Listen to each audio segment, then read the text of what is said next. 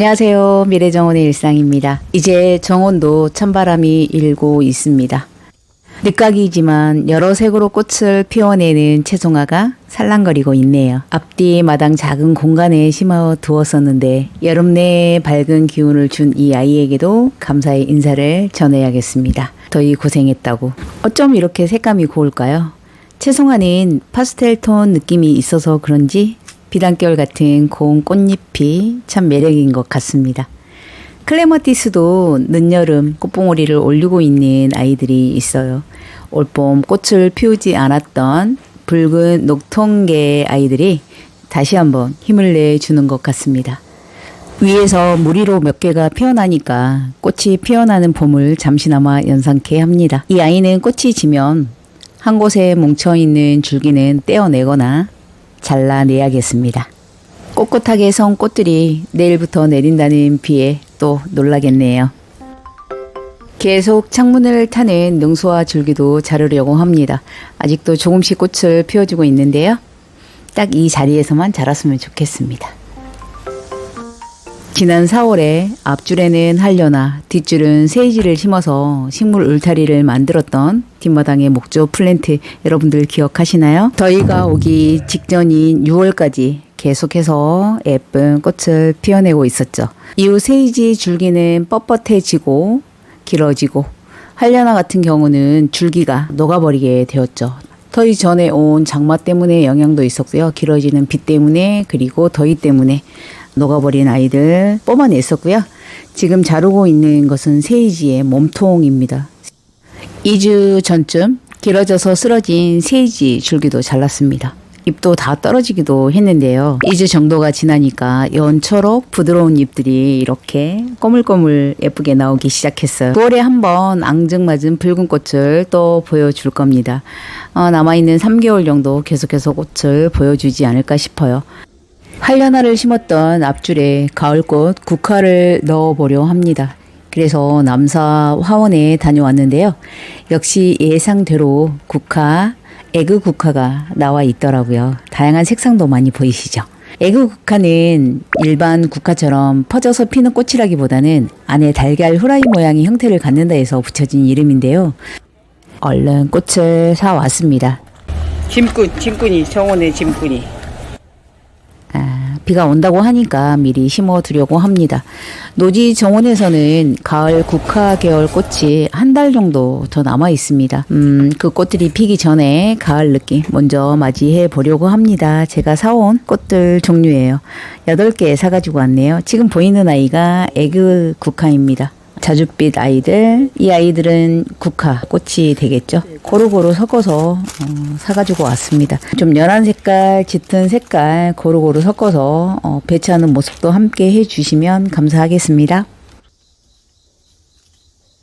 이제는 많이 시원해진 아침나절에 작업을 시작해 보았는데요. 국화 화분을 보니까 3뿌리 정도가 합식이 되어 있더라고요. 그 아이들 중에서 진한색, 붉은 계열은 밖으로 배치를 했어요. 왼쪽의 바깥 부분은 자주색 붉은 계열 아이를 배치했고 제일 오른쪽에는 붉은색을 배치를 할 거예요. 저와 맞는 붉은색이니 집의 기운을 좋게 해주지 않을까 싶습니다. 그리고 그 안에는 옅은 계열의 꽃을 사이사이 넣어서 배치를 했는데요. 국화는 삽목이 아주 잘 되는 식물입니다. 뿌리가 금방 내리죠.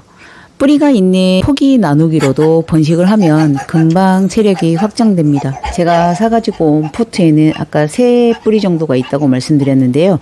이 아이를 이렇게 넓게 펼쳐서 심어내는 방법도 있더라고요.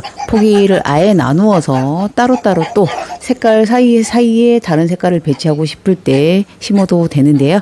이 플랜트 박스는 3개월 정도 자리를 차지하게 해주려고 합니다. 그러니까 늦가을 정도까지요. 11월 정도까지. 늦가을에는 뽑아내거나 해서 봄에 다른 식물로 갈아탈 수 있도록 할 예정입니다. 세이지는 그냥 둘 예정입니다. 세이지는 플랜트 박스에서 월동이 되는지 실험을 한번 해보고 싶거든요. 국화는 월동은 되는 식물이지만 6개월 이상 자리를 잡고 있으면 공간이 작기도 해서 꽃 모양이 예쁘게 잘 나오지 않을 것 같고 수영도 예뻐 보이지 않을 것 같고요. 그리고 또 가을에 꽃을 피우는 아이라 봄, 여름 내내 그대로 꽃이 피지 않는 푸른색 잎만 있는 상태로는 이 플랜트 박스를 장식해 두기에는 조금 아쉬움이 많은 꽃이기도 합니다. 앞줄에는 추하류 종류 2번 정도 바꿔서 심어내도 좋을 것 같습니다. 세이지가 만약에 살아서 월동이 되면 너무 탄탄하게 세력이 확장될 수 있거든요. 앞에 뿌리를 많이 걷어내는 방법으로 이 플랜트 박스를 유지하는 방법이 있을 것 같습니다. 여튼 자주색 국화는 제가 포기를 다 나눠서 비어있는 공간에 넣어주었어요. 좀 꽉 차서 살아나기가 힘들 수도 있겠는데 3개월 정도면 충분히 이 아이들 이 정도의 공간에서도 성장을 꽃을 잘 피울 수 있을 것 같습니다. 마지막은 유기질 비료 투여해 주었습니다. 꽃을 피우고 있기도 하고 앞으로 3개월 정도 힘을 다해 꽃을 피워내야 하는 아이들이라 아랫부분에 뿌려주었는데요. 내일부터 비가 내린다고 하니 또 잘 흡수가 되지 않을까 싶습니다. 아직 낫더위는 만만치 않으니까 다 심어두고 물을 듬뿍 주었습니다. 꽃을 심고 있는 중간인데도 더위 때문에 벌써 꽃들이 지친 느낌을 받았는데요. 그렇지만 국화 계열 아이들은 워낙 강해서 금방 생기를 받을 겁니다.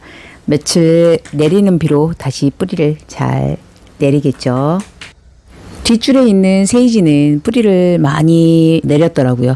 줄기도 목질화가 되어서 부드러운 느낌이 하나도 들지 않았는데 요즘에 새로 나온 순들로 전혀 그렇게 보이지는 않으시죠? 앞에 국화들이 얼른 자리를 잡아서 균형감 있는 공간이 되었으면 좋겠습니다.